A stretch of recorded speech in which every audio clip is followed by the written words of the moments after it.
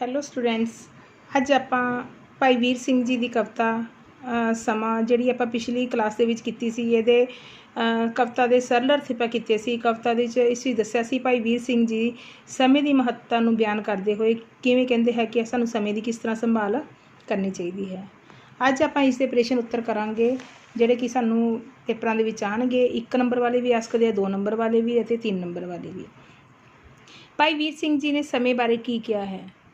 ਭਾਈ ਵੀਰ ਸਿੰਘ ਨੇ ਸਮੇਂ ਦੇ ਨਿਰੰਤਰ ਚੱਲਦੇ ਰਹਿਣ ਬਾਰੇ ਕਿਹਾ ਹੈ ਕਿ ਸਮਾਂ ਨਿਰੰਤਰ ਗਤੀਸ਼ੀਲ ਹੈ ਅਤੇ ਨਾ ਹੀ ਕਦੇ ਵਾਪਸ ਆਉਂਦਾ ਹੈ। ਗਤੀਸ਼ੀਲ ਦਾ ਮਤਲਬ ਲਗਾਤਾਰ ਚੱਲਦਾ ਰਹਿੰਦਾ ਹੈ। ਸਮਾਂ ਕਦੇ ਰੁਕਦਾ ਹੈ? ਦੇਖੋ ਹੁਣ ਆਪਣਾ ਸਮਾਂ ਦਿਨ ਹੈ ਚਾਹੇ ਰਾਤ ਹੈ, ਇਹ ਲਗਾਤਾਰ ਚੱਲਦਾ ਰਹਿੰਦਾ ਹੈ ਅਤੇ ਨਾ ਹੀ ਇਹ ਕਦੇ ਵਾਪਸ ਆਉਂਦਾ ਹੈ। ਇਸ ਲਈ ਵਰਤਮਾਨ ਸਮੇਂ ਮਤਲਬ ਹੁਣ ਸਮੇਂ ਦੀ ਸੰਭਾਲ ਸਾਨੂੰ ਕਰਨੀ ਚਾਹੀਦੀ ਹੈ। ਇਹ ਨਹੀਂ ਆਪਾਂ ਕਹਿ ਸਕਦੇ ਵੀ ਚੱਲ ਹੁਣ ਨਹੀਂ ਆਪਾਂ ਕੰਮ ਕੀਤਾ, ਆਪਾਂ ਫੇਰ ਕਰ ਲਾਂਗੇ। ਜਦੋਂ ਆਪਾਂ ਫੇਰ ਕਰ ਤੇ ਆ ਜਾਂਦੇ ਹਾਂ ਤਾਂ ਸਮੇਂ ਨੇ ਤੁਹਾਡੇ ਕਰਕੇ ਨਹੀਂ ਰੁਕਣਾ। ਸਮਾਂ ਆਪਣੀ ਨਿਰੰਤਰ ਚਾਲ ਚੱਲਦਾ ਹੀ ਰਹੇਗਾ। ਕਵੀ ਕਿਸ ਨੂੰ ਵਾਰ-ਵਾਰ ਰੋਕਣ ਦੀ ਕੋਸ਼ਿਸ਼ ਕਰ ਰਿਹਾ ਹੈ? ਕਵੀ ਸਮੇਂ ਨੂੰ ਵਾਰ-ਵਾਰ ਰੋਕਣ ਦੀ ਕੋਸ਼ਿਸ਼ ਕਰ ਰਿਹਾ ਹੈ। ਕਵੀ ਕਿਉਂ ਰੋਕਣ ਦੀ ਕੋਸ਼ਿਸ਼ ਕਰ ਰਿਹਾ ਹੈ ਕਿ ਜਿਸ ਤਰ੍ਹਾਂ ਇਨਸਾਨ ਜਿਹੜਾ ਹੈ ਉਹ ਲਗਾਤਾਰ ਕੰਮ ਨਹੀਂ ਕਰ ਸਕਦਾ, ਤਾਂ ਜਿਸ ਵੇਲੇ ਉਹ ਰੁਕਦਾ ਹੈ ਤਾਂ ਉਹ ਸਮੇਂ ਨੂੰ ਵੀ ਰੋਕਣ ਦੀ ਕੋਸ਼ਿਸ਼ ਕਰਦਾ ਹੈ, ਰੋਕਣ ਦਾ ਯਤਨ ਕਰਦਾ ਹੈ, ਪਰ ਸਮਾਂ ਆਪਣੀ ਚਾਲ ਨਿਰੰਤਰ ਚੱਲਦਾ ਰਹਿੰਦਾ ਹੈ। ਸਾਨੂੰ ਆਪਣੇ ਜੀਵਨ ਵਿੱਚ ਸਫਲ ਹੋਣ ਲਈ ਕੀ ਕੁਝ ਕਰਨਾ ਚਾਹੀਦਾ ਹੈ? ਸਾਨੂੰ ਆਪਣੇ ਜੀਵਨ ਵਿੱਚ ਸਫਲ ਹੋਣ ਲਈ ਸਮੇਂ ਦਾ ਸਦਉਪਯੋਗ ਕਰਨਾ ਚਾਹੀਦਾ ਹੈ। ਸਮੇਂ ਨੂੰ ਵਿਅਰਥ ਗਵਾਉਣਾ ਨਹੀਂ ਚਾਹੀਦਾ। ਸਮੇਂ ਦੇ ਹਰ ਪਲ ਦੀ ਕਦਰ ਕਰਦਿਆਂ ਹੋਇਆਂ ਇਸ ਵਾਂਗ ਗਤੀਸ਼ੀਲ ਰਹਿਣਾ ਚਾਹੀਦਾ ਹੈ। ਹਾਂਜੀ, ਕਵੀ ਸਮੇਂ ਨੂੰ ਰੋਕਣ ਲਈ ਕੀ ਯਤਨ ਕਰਦਾ ਹੈ? ਇਸ ਕਵਿਤਾ ਦੇ ਵਿੱਚ ਜੋ ਰੁਕਾਵਟਾਂ ਕਵੀ ਦੁਆਰਾ ਸਮੇਂ ਨੂੰ ਰੋਕਣ ਲਈ ਕੀਤੀਆਂ ਗਈਆਂ ਹਨ ਉਹਨਾਂ ਦਾ ਆਪਾਂ ਕਰਾਂਗੇ। ਕਵੀ ਸਮੇਂ ਨੂੰ ਰੋਕਣ ਲਈ ਉਸ ਦੇ ਰਸਤੇ ਵਿੱਚ ਕਈ ਤਰ੍ਹਾਂ ਦੀਆਂ ਰੁਕਾਵਟਾਂ ਪਾਉਂਦਾ ਹੈ। ਉਹ ਸਮੇਂ ਨੂੰ ਰੋਕਣ ਲਈ ਉਸ ਦੇ ਤਰਲੇ ਮਿੰਨਤਾਂ ਪਾਉਂਦਾ ਹੈ ਅਤੇ ਉਸ ਨੂੰ ਫੜ ਕੇ ਆਪਣੇ ਵੱਲ ਖਿੱਚਣ ਦਾ ਯਤਨ ਕਰਦਾ ਹੈ। ਉਸ ਦੀਆਂ ਸਾਰੀਆਂ ਹੀ ਕੋਸ਼ਿਸ਼ਾਂ ਅਸਫਲ ਹੋ ਗਈਆਂ ਹਨ, ਪਰੰਤੂ ਬਾਰ-ਬਾਰ ਆਪਣੇ ਵੱਲ ਖਿੱਚਣ 'ਤੇ ਜਾਂ ਤਰਲਾ ਮਿੰਨਤਾਂ ਕਰਨ 'ਤੇ ਵੀ ਸਮਾਂ ਨਹੀਂ ਰੁਕਦਾ। ਇਸ ਤਰ੍ਹਾਂ ਉਸਦੀਆਂ ਸਾਰੀਆਂ ਕੋਸ਼ਿਸ਼ਾਂ ਯਤਨ ਜਿਹੜੇ ਅਸਫਲ ਹੋ ਗਏ ਹਨ ਅਤੇ ਸਮਾਂ ਆਪਣੀ ਤੇਜ਼ ਚਾਲ ਚੱਲਦਿਆਂ ਹੋਇਆਂ ਸਾਰੀਆਂ ਹੱਦਾਂ ਪਾਰ ਕਰਦਾ ਹੋਇਆ ਆਪਣੀ ਮੰਜ਼ਿਲ ਦੇ ਵੱਲ ਵੱਧਦਾ ਗਿਆ। ਹਾਂਜੀ, ਸਮਾਂ ਕਵਿਤਾ ਦਾ ਸੰਖੇਪ ਸਾਰ ਦੇ ਵਿੱਚ ਜੋ ਭਾਈ ਵੀਰ ਸਿੰਘ ਜੀ ਨੇ ਸਮਾਂ ਕਵਿਤਾ ਬਾਰੇ ਦੱਸਿਆ ਹੈ ਉਸ ਦਾ ਸਾਰਾ ਆਪਾਂ ਸੰਖੇਪ ਦੇ ਵਿੱਚ ਬਿਆਨ ਕਰਨਾ ਹੈ। ਸਮਾਂ ਕਵਿਤਾ ਵਿੱਚ ਸਮੇਂ ਦੀ ਨਿਰੰਤਰ ਚਾਲ ਬਾਰੇ ਦੱਸਿਆ ਗਿਆ ਹੈ। ਸਮਾਂ ਆਪਣੀ ਨਿਰੰਤਰ ਚਾਲ ਨਾਲ ਚੱਲਦਾ ਰਹਿੰਦਾ ਹੈ। ਇਸ ਦੇ ਰਸਤੇ ਵਿੱਚ ਚਾਹੇ ਜਿੰਨੀਆਂ ਮਰਜ਼ੀ ਰੁਕਾਵਟਾਂ ਪਾਉਣ ਦੀ ਕੋਸ਼ਿਸ਼ ਕੀਤੀ ਜਾਵੇ, ਪਰ ਇਹ ਸਭ ਰੁਕਾਵਟਾਂ ਨੂੰ ਚੀਰਦਾ ਹੋਇਆ ਅੱਗੇ ਲੰਘ ਜਾਂਦਾ ਹੈ। ਇਸ ਲਈ ਸਾਨੂੰ ਸਮੇਂ ਦਾ ਹਮੇਸ਼ਾ ਸਦਉਪਯੋਗ ਕਰਨਾ ਚਾਹੀਦਾ ਹੈ, ਕਿਉਂਕਿ ਲੰਘਿਆ ਹੋਇਆ ਸਮਾਂ ਕਦੇ ਵੀ ਵਾਪਸ ਨਹੀਂ ਆਉਂਦਾ। ਜ਼ਿੰਦਗੀ ਦੇ ਵਿੱਚ ਜੇ ਤੁਸੀਂ ਕਾਮਯਾਬੀ ਹਾਸਲ ਕਰਨਾ ਚਾਹੁੰਦੇ ਹੋ ਤਾਂ ਸਮੇਂ ਦੀ ਸੰਭਾਲ ਕਰਨੀ ਬਹੁਤ ਜ਼ਰੂਰੀ ਹੈ। ਹਾਂਜੀ, ਹੁਣ 1 ਨੰਬਰ ਵਾਲੇ ਕੁਐਸਚਨ ਜਿਸ ਤਰ੍ਹਾਂ ਤੁਹਾਨੂੰ ਪੈਰਾ ਦਿੱਤਾ ਹੋਇਆ ਹੋ ਅਜੇ ਸੰਭਾਲ ਇਸ ਸਮੇਂ ਨੂੰ ਕਰ ਸਫਲ ਉਡੰਦਾ ਜਾਵਦਾ, ਇਹ ਠਹਿਰਨ ਜਾਂਚ ਨਾ ਜਾਵਦਾ, ਲੰਘ ਗਿਆ ਨਾ ਮੁੜ ਕੇ ਆਵਦਾ। ਹਾਂਜੀ, ਜਿਸ ਤਰ੍ਹਾਂ ਇਹ ਪੈਰਾ ਦਿੱਤਾ ਹੋਇਆ ਕਵਿਤਾ ਦੀਆਂ ਲਾਈਨਾਂ, ਇਹਦੇ ਵਿੱਚੋਂ ਕੁਐਸਚਨ ਦਿੱਤਾ ਹੈ ਹੱਥ ਵਿੱਚੋਂ ਕੌਣ ਨਿਕਲ ਰਿਹਾ ਹੈ? ਹੱਥ ਵਿੱਚੋਂ ਕੀ ਨਿਕਲ ਰਿਹਾ? ਹੱਥ ਵਿੱਚੋਂ ਸਮਾਂ ਨਿਕਲ ਰਿਹਾ ਹੈ। ਸਮੇਂ ਨੂੰ ਕਿਸ ਦਾ ਵੱਲ ਨਹੀਂ ਆਉਂਦਾ? ਸਮੇਂ ਨੂੰ ਠਹਿਰਨ ਜਾਂ ਰੁਕਣ ਦਾ ਵੱਲ ਨਹੀਂ ਆਉਂਦਾ।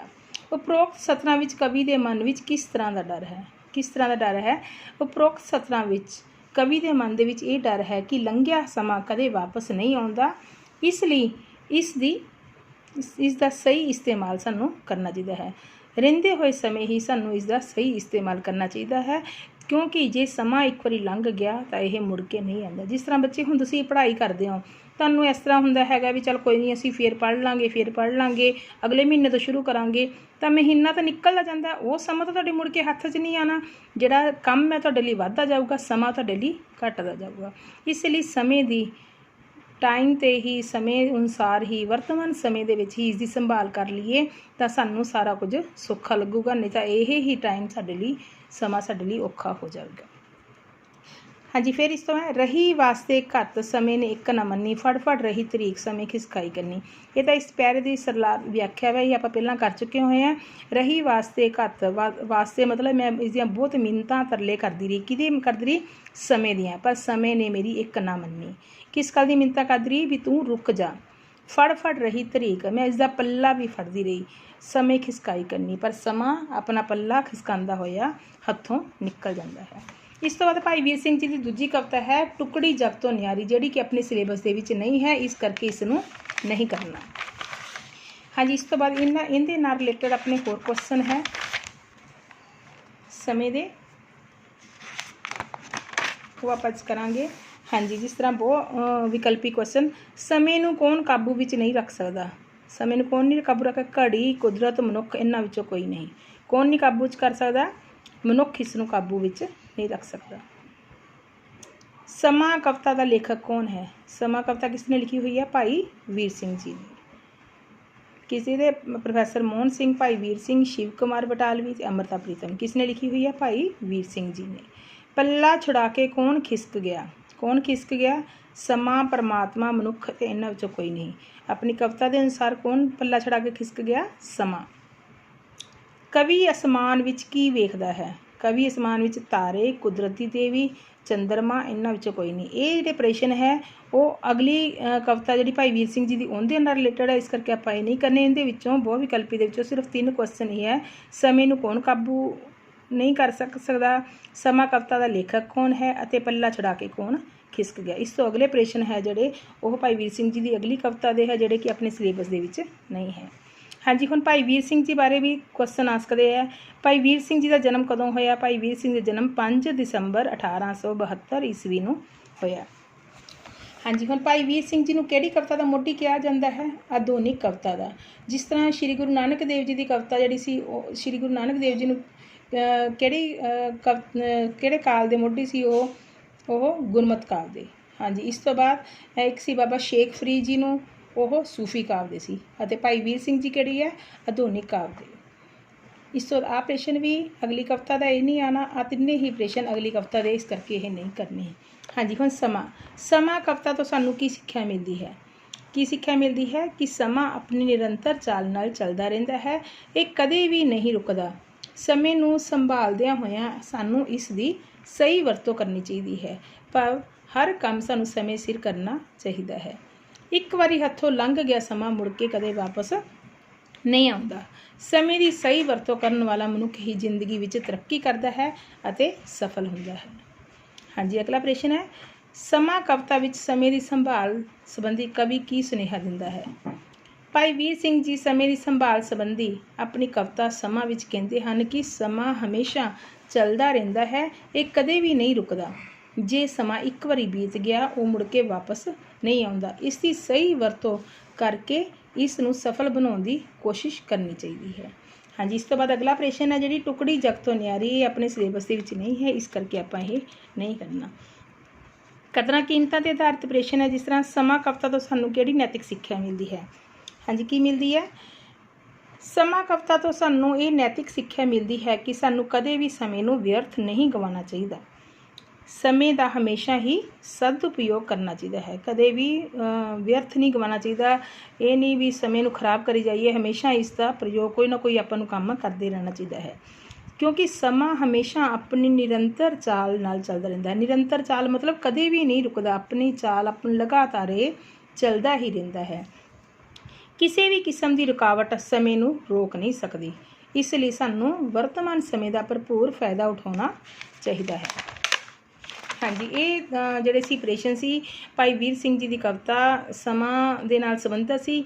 ਇਹਦੇ ਵਿੱਚੋਂ ਤੁਹਾਨੂੰ ਜਿਹੜੇ ਸਾਹਿਤਕ ਕਿਰਨਾਂ ਭਾਗ ਪਹਿਲਾ ਦੇ ਵਿੱਚੋਂ ਜਿਹੜੀਆਂ ਕਾਵਿ ਭਾਗ ਹੈ, ਤੁਹਾਨੂੰ 3 ਕਵਿਤਾਵਾਂ ਆਉਣਗੀਆਂ। ਪਹਿਲੀ ਕਵਿਤਾ ਸੀਗੀ ਬਾਬਾ ਸ਼ੇਖ ਫਰੀਦ ਜੀ ਦੇ ਸ਼ਲੋਕ ਸੀਗੇ, ਜਿਹੜੇ ਕਿ ਆਪਾਂ ਕਰ ਚੁੱਕੇ ਹੋਏ ਹਾਂ। ਦੂਸਰੀ ਕਵਿਤਾ ਸ਼੍ਰੀ ਗੁਰੂ ਨਾਨਕ ਦੇਵ ਜੀ ਦੀ ਸੀ, ਸਿਮਲ ਰੁੱਖ ਸਰਾਇਰਾ, ਇਹ ਵੀ ਆਪਾਂ ਕਰ ਚੁੱਕੇ ਹਾਂ। ਤੀਸਰੀ ਕਵਿਤਾ ਭਾਈ ਵੀਰ ਸਿੰਘ ਜੀ ਦੀ ਸਮਾਂ ਕਵਿਤਾ, ਜਿਹੜੀ ਕਿ ਅੱਜ ਆਪਣੀ ਪੂਰੀ ਕੰਪਲੀਟ ਹੋ ਚੁੱਕੀ ਹੋਈ ਹੈ। ਤੁਸੀਂ ਇਸ ਦੇ ਪ੍ਰਸ਼ਨ ਉੱਤਰ ਇਸ ਦੇ ਯਾਦ ਕਰਨੇ ਹੈ, ਇਸ ਕਵਿਤਾ ਨੂੰ ਚੰਗੀ ਤਰ੍ਹਾਂ ਸਮਝਣ ਦੀ ਕੋਸ਼ਿਸ਼ ਕਰਨੀ ਹੈ। ਇਸ ਤੋਂ ਅਗਲੀ ਕਲਾਸ ਦੇ ਵਿੱਚ ਆਪਾਂ ਇੱਕ ਲਾਸਟ ਵਾਲੀ ਕਵਿਤਾ ਰਹਿ ਗਈ, ਮੈਂ ਪੰਜਾਬੀ ਪੰਜਾਬ ਦਾ ਰਹਿਣ ਵਾਲਾ, ਫਿਰੋਜ਼ਦੀਨ ਸ਼ਰਫ ਦੀ ਕਵਿਤਾ, ਉਹ ਆਪਾਂ ਅਗਲੀ ਕਲਾਸ ਦੇ ਵਿੱਚ ਇਹਨੂੰ ਕਰਾਂਗੇ। ਤਾਂ ਇਸ ਤੋਂ ਪਹਿਲਾਂ ਤੁਸੀਂ ਆਪਣੀਆਂ 3 ਕਵਿਤਾਵਾਂ ਨੂੰ ਚੰਗੀ ਤਰ੍ਹਾਂ ਯਾਦ ਕਰ ਲੈਣਾ ਹੈ। ਜੇ ਕਿਸੇ ਵੀ ਬੱਚੇ ਨੂੰ ਕੋਈ ਵੀ ਪ੍ਰੋਬਲਮ ਹੁੰਦੀ ਹੈ ਤਾਂ ਉਹ ਮੈਨੂੰ ਜਦੋਂ ਮਰਜ਼ੀ ਕੋਈ ਚੀਜ਼ ਪੁੱਛ ਸਕਦਾ ਹੈ।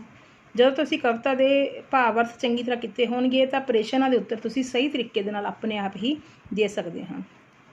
ਜਿਸ ਤਰ੍ਹਾਂ ਬਾਬਾ ਫਰੀਦ ਜੀ ਦੇ ਵੀ ਸਿਲੇਬਸ ਦੇ ਵਿੱਚ ਜੇ ਆਪਾਂ ਗੱਲ ਕਰੀਏ, ਬਾਬਾ ਫਰੀਦ ਜੀ ਦੇ ਆਪਣੇ ਸਿਲੇਬਸ ਦੇ ਮੁਤਾਬਕ ਜੋ ਕਵਿਤਾਵਾਂ ਵੈ ਉਹਦੇ ਵਿੱਚੋਂ ਸਿਰਫ ਆਪਾਂ ਨੂੰ ਇੱਕ ਹੀ ਆਉਣੀ ਹੈ। ਕਿਹੜੀ ਆਪਾਂ ਆਉਣੀ ਹੈ? ਬਾਬਾ ਫਰੀਦ ਜੀ ਦੇ ਸ਼ਲੋਕ। ਬਾਬਾ ਫਰੀਦ ਜੀ ਦੇ ਸ਼ਲੋਕ ਹੈ ਫਰੀਦਾ ਜੇ ਤੂੰ ਅਕਲ ਲਤੀਫ। ਸਿਰਫ ਬਾਬਾ ਫਰੀਦ ਜੀ ਦੇ ਸ਼ਲੋਕ ਹੀ ਆਪਾਂ ਨੂੰ ਇਸ ਸਿਲੇਬਸ ਦੇ ਵਿੱਚ ਆਉਣਗੇ। ਇਸ ਤੋਂ ਬਾਅਦ ਬਾਬਾ ਫਰੀਦ ਜੀ ਦੀ ਦੂਸਰੀ ਕਵਿਤਾ ਹੈ, ਉਹ ਆਪਾਂ ਨੂੰ ਇਹਦੇ ਵਿੱਚ ਸਿਲੇਬਸ ਦੇ ਵਿੱਚ ਨਹੀਂ ਦਿੱਤੀ ਹੋਏਗੀ। ਹਾਂਜੀ, ਇਸ ਤੋਂ ਬਾਅਦ ਹੈ ਸ਼੍ਰੀ ਗੁਰੂ ਨਾਨਕ ਦੇਵ ਜੀ ਦੀ ਕਵਿਤਾ ਤੁਹਾਨੂੰ ਆਉਣੀ ਹੈ ਸਿੰਮਲ ਰੁਖ ਸਰਾਇਰਾ। ਸਿਰਫ ਸਿੰਮਲ ਰੁਖ ਸਰਾਇਰਾ ਹੀ ਤੁਹਾਡੇ ਸਿਲੇਬਸ ਦੇ ਵਿੱਚ ਹੈ।